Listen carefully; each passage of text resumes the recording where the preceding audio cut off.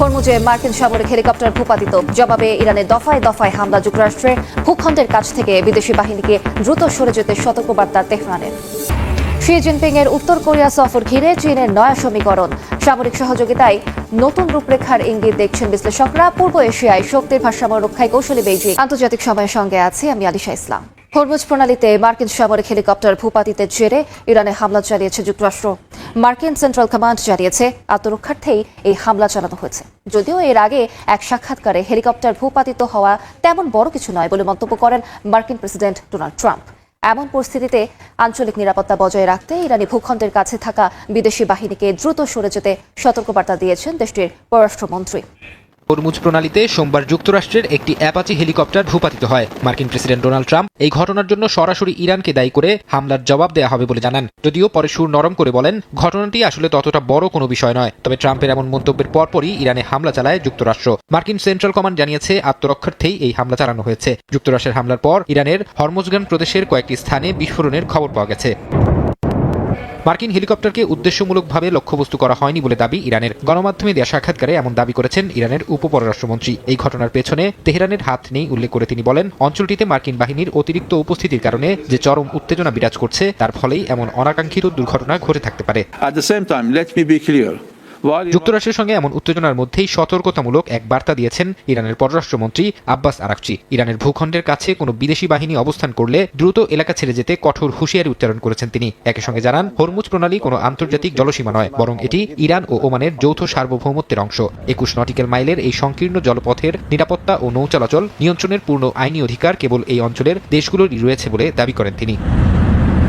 এদিকে ইরানের সঙ্গে চলমান শান্তি আলোচনা নিয়ে গণমাধ্যমে কথা বলেছেন মার্কিন ভাইস প্রেসিডেন্ট জেডি ভ্যান্স। তিনি জানান, ইরানের সঙ্গে চুক্তি আগামী সপ্তাহে কিংবা কয়েক মাসের মধ্যে হতে পারে। তবে যুক্তরাষ্ট্রে আগামী মধ্যবর্তী নির্বাচনের আগেই চুক্তিটি সম্পন্ন হবে বলে দৃঢ় আত্মবিশ্বাস প্রকাশ করেন ভ্যান্স।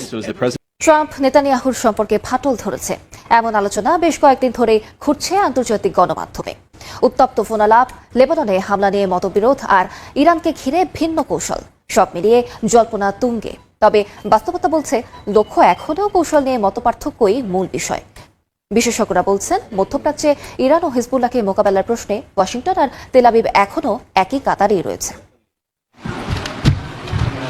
মার্কিন প্রেসিডেন্ট ডোনাল্ড ট্রাম্প এবং ইসরায়েলি প্রধানমন্ত্রী বিনিয়ামিন নেতানিয়াহুর সাম্প্রতিক উত্তপ্ত ফোনালাপকে ঘিরে নানা ব্যাখ্যা সামনে এসেছে। গণমাধ্যমের একাংশে এটিকে দুই নেতার সম্পর্কের অবনতি হিসেবে তুলে ধরা হলেও বিশ্লেষকদের মতে এটি মূলত দুই শক্তিশালী নেতার কৌশলগত মতবিরোধের বহিঃপ্রকাশ। কারণ মধ্যপ্রাচ্যের ভবিষ্যৎ নিয়ে তাদের মৌলিক দৃষ্টিভঙ্গিতে এখনো কোনো পরিবর্তন আসেনি।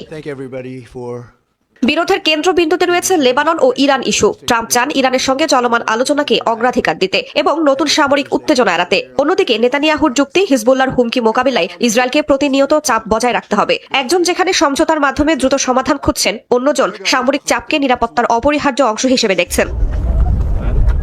তবে লক্ষ্য কিন্তু অভিন্ন। ট্রাম্প এবং নেতানিয়াহু দুজনেই ইরানকে আঞ্চলিক নিরাপত্তার জন্য বড় হুমকি মনে করেন। হিজবুল্লাহকেও তারা একইভাবে উদ্বেগের কারণ হিসেবে দেখেন। পার্থক্য শুধু সময় ও পদ্ধতিতে। ট্রাম্পের কাছে একটি সফল চুক্তি সংঘাতের সমাপ্তি, আর নেতানিয়াহুর কাছে সমাপ্তি তখনই যখন ইসরায়েলের ওপর হুমকি বাস্তবিক অর্থেই কমে আসবে।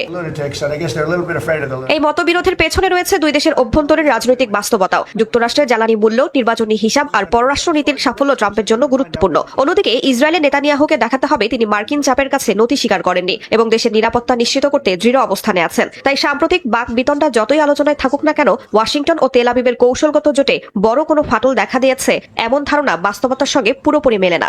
রাশিয়ার আগ্রাসন মোকাবেলা আর পূর্ব ইউরোপের নিরাপত্তা জোরদারে স্লোভাকিয়ায় বিশাল সামরিক মহড়া চালিয়েছে ন্যাটো।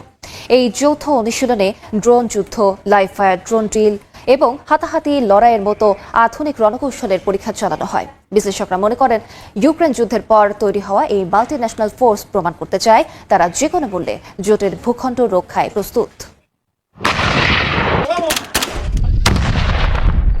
ইউক্রেন যুদ্ধের পর থেকেই পূর্ব ইউরোপে নিজেদের শক্তি বাড়াতে কোমর বেঁধে নেমেছে ন্যাটো। এরই অংশ হিসেবে মে মাসের শেষ ভাগে স্লোভাকিয়ার পূর্ব সীমান্তে এক বার্ষিক সামরিক মহড়া সম্পন্ন করেছে ন্যাটোর মাল্টি ন্যাশনাল ফোর্স। মূলত রাশিয়ার সম্ভাব্য আগ্রাসন প্রতিহত করা এবং মিত্র দেশগুলোকে জোটের সুরক্ষা নিশ্চিত করার বার্তা দিতেই এই আয়োজন। ন্যাটোর পক্ষ থেকে জানানো হয়েছে, জোটভুক্ত যে কোনো দেশের সার্বভৌমত্ব রক্ষায় তারা সর্বদা তৈরি।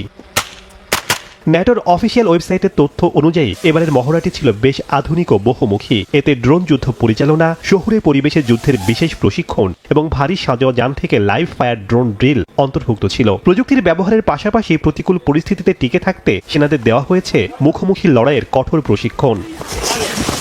স্লোভাকিয়ায় অবস্থানরত ন্যাটোর এই দলটির মূল নেতৃত্বে রয়েছে স্পেন। তবে স্প্যানিশ সেনাদের পাশাপাশি এই কমান্ডে কাঁধে কাঁধ মিলিয়ে কাজ করছে চেক প্রজাতন্ত্র, পর্তুগাল, রোমানিয়া, স্লোভেনিয়া এবং স্লোভাকিয়ার সশস্ত্র বাহিনী। আধুনিক যুদ্ধ কৌশল আর প্রযুক্তির এই নিখুঁত সমন্বয় প্রমাণ করে পূর্ব ইউরোপের নিরাপত্তা নিশ্চিতে ন্যাটো এখন আগের চেয়ে অনেক বেশি আক্রমণাত্মক ও সতর্ক। পাকিস্তানের আজাদ কাশ্মীরে সংরক্ষিত আসন বাতিলের দাবিতে নিষিদ্ধ সংগঠন জেএএসি এর ডাকা ধর্মঘটে অচল হয়ে পড়েছে পুরো অঞ্চল। এর আগে রোববার নিরাপত্তা বাহিনীর সাথে বিক্ষোভকারীদের রক্তক্ষয়ী সংঘর্ষে প্রাণ হারান অন্তত 11 জন। এদিকে আজাদ কাশ্মীরে সাধারণ মানুষের ওপর পাকিস্তানি বাহিনীর হামলা ও মানবাধিকার লঙ্ঘনের অভিযোগ তুলে তীব্র নিন্দা জানিয়েছে ভারত। পাকিস্তানের আজাদ কাশ্মীরে আইনসভার 12টি আসন সংরক্ষিত রাখার সিদ্ধান্তের প্রতিবাদে রাজপথে নামে নাগরিক অধিকার সংগঠন joint army action committee JAAC. তবে আন্দোলন দমাতে গেল শুক্রবার জননিরাপত্তার কারণ দেখিয়ে সংগঠনটিকে সন্ত্রাসী আখ্যা দিয়ে নিষিদ্ধ করে স্থানীয় প্রশাসন। এর জেরে উত্তপ্ত হয়ে উঠেছে গোটা অঞ্চল। এই নিষেধাজ্ঞার পরপরই রোববার রাতে রাওয়ালকোট শহরে এক ব্যবসায়ী নিহতের ঘটনাকে কেন্দ্র করে উত্তেজনা চরমে পৌঁছায়। হাসপাতাল মর্গের সামনে জড়ো হওয়া বিক্ষোভকারীদের ছত্রভঙ্গ করতে নিরাপত্তা বাহিনী গুলি চালালে রণক্ষেত্রে পরিণত হয় পুরো এলাকা। কর্মকর্তাদের দাবি, বিক্ষোভকারীরা স্বয়ংক্রিয় রাইফেল ও পেট্রোল বোমা নিয়ে হামলা চালালে আত্মরক্ষায় গুলি চালানো হয়। এতে বেশ কয়েকজন প্রাণ হারান। সহিংসতার জেরে সংগঠনের ডাকা সর্বাত্মক ধর্মঘটে রাজধানী মুজাফফরাবাদ সহ প্রধান শহরগুলো ভুতুড়ে নগরীতে পরিণত হয়েছে। জনশূন্য হয়ে পড়েছে রাস্তাঘাট, বন্ধ রয়েছে সব ধরনের দোকানপাট ও বাজার। এদিকে সুপ্রিম কোর্ট জানিয়েছেন আসন বাতিলের জন্য সাংবিধানিক সংশোধনীর প্রয়োজন, যা বিক্ষোভকারীদের আরও ক্ষুব্ধ করে তুলেছে। পরিস্থিতি নিয়ন্ত্রণে সংগঠনের 4 নেতার বিরুদ্ধে রাষ্ট্রদ্রোহিতার মামলা দিয়ে কোটি রুপি পুরস্কার ঘোষণা করেছে সরকার। এদিকে পাকিস্তানের আজাদ কাশ্মীরে চলমান তীব্র উত্তেজনার মধ্যেই মুখ খুলেছে চিরপ্রতিদ্বন্দ্বী ভারত। মঙ্গলবার নয়াদিল্লিতে এক সংবাদ সম্মেলনে দেশটির পররাষ্ট্র মন্ত্রণালয়ের মুখপাত্র রণধীর জয়সওয়াল সেখানকার সহিংসতার তীব্র নিন্দা জানান। কাশ্মীরে পাকিস্তান সরকারের পুলিশি বর্বরতা ও মানবাধিকার লঙ্ঘনের অভিযোগ তুলে তিনি বলেন, নিজেদের ব্যর্থতা ঢাকতেই সাধারণ মানুষের ওপর এই দমনপীড়ন চালানো হচ্ছে। একই সাথে এই নৃশংসতার জন্য আন্তর্জাতিক সম্প্রদায়কে ইসলামাবাদের জবাবদিহিতা নিশ্চিত করার আহ্বান জানান তিনি। আন্তর্জাতিক সময় আরো থাকছে। পশ্চিমবঙ্গের সাবেক মুখ্যমন্ত্রী মমতার বাড়িতে সিআইডির অভিযান, সাধারণ সম্পাদক অভিষেকের অফিসেও হানা, স্বাক্ষর জালিয়াতির মামলার তদন্তের অংশ দাবি। 7 বছর পর উত্তর কোরিয়া সফরে যান চীনা প্রেসিডেন্ট শি জিনপিং। বিশ্লেষকরা বলছেন, লাল গালিচা, সামরিক অভ্যর্থনা আর সমাজতান্ত্রিক বন্ধুত্বের উচ্ছ্বাসের আড়ালে ছিল আরও বড় বার্তা। উত্তর কোরিয়ার সঙ্গে সম্পর্কের নতুন রূপরেখা তুলে ধরেছেন শি, যেখানে বাণিজ্য থেকে সামরিক সহযোগিতা সব ক্ষেত্রেই ঘনিষ্ঠতার ইঙ্গিত মিলেছে। বিশ্লেষকরা বলছেন, এটি শুধু দ্বিপাক্ষিক সফর নয়, বরং যুক্তরাষ্ট্র, রাশিয়া এবং পূর্ব এশিয়ার শক্তির ভারসাম্যকে ঘিরে চীনের বৃহত্তর কৌশলের অংশ। প্রায় 7 বছর পর উত্তর কোরিয়া সফরে গিয়ে দেশটির সর্বোচ্চ নেতা কিম জং উনের সঙ্গে বৈঠকে বাণিজ্য, কৃষি, অবকাঠামো, বিজ্ঞান প্রযুক্তি ও স্বাস্থ্য খাতে সহযোগিতা বাড়ানোর পাশাপাশি কৌশলগত সমন্বয়, সামরিক, কূটনৈতিক ও আইন শৃঙ্খলা বাহিনীর মধ্যে যোগাযোগ জোরদারের প্রস্তাব দেন চীনা প্রেসিডেন্ট শি জিনপিং। ফলে এই সফরে দুই দেশের সম্পর্ককে শুধু রাজনৈতিক নয়, বহুমাত্রিক অংশীদারত্বের রূপ দেওয়ার বার্তাই স্পষ্ট হয়েছে। তবে সফরের সবচেয়ে আলোচিত দিক হল একটি গুরুত্বপূর্ণ শব্দের অনুপস্থিতি। 2019 সালের সফরের সময় শি কোরীয় উপদ্বীপকে পারমাণবিক অস্ত্রমুক্ত করার পক্ষে চীনের অবস্থান পুনর্ব্যক্ত করেছিলেন, কিন্তু এবার প্রকাশিত বক্তব্যে সেই প্রসঙ্গ নেই। বিশ্লেষকদের মতে এটি কিম জং উনের জন্য একটি কূটনৈতিক সাফল্য হতে পারে, কারণ উত্তর কোরিয়া এরই মধ্যেই সংবিধানে নিজেদের পারমাণবিক নীতিকে অন্তর্ভুক্ত করেছে এবং আন্তর্জাতিক নিষেধাজ্ঞা উপেক্ষা করে অস্ত্র কর্মসূচি সম্প্রসারণ অব্যাহত রেখেছে।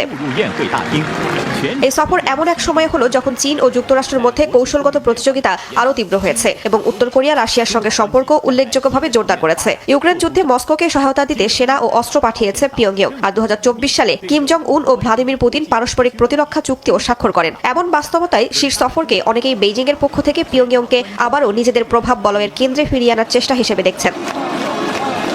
এই ছিল আন্তর্জাতিক সময়।